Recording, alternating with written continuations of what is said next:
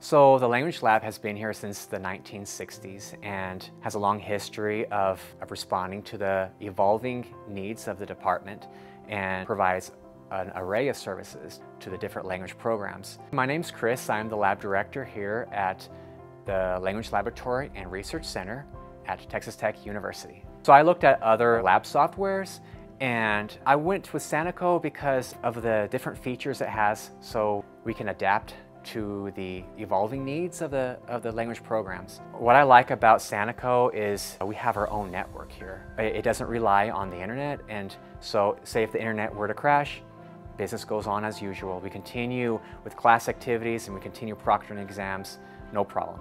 With Sanico, I've noticed that it runs smooth. There are no glitches and it's more flexible than what we've had before, and it has more features. So I'm able to modify the lab activities to better meet the needs of the different language programs here at Texas Tech. Sanico has this capacity to observe each student station. We can observe what they're doing on their screens, and we can listen in on what students are saying to collect field notes for research.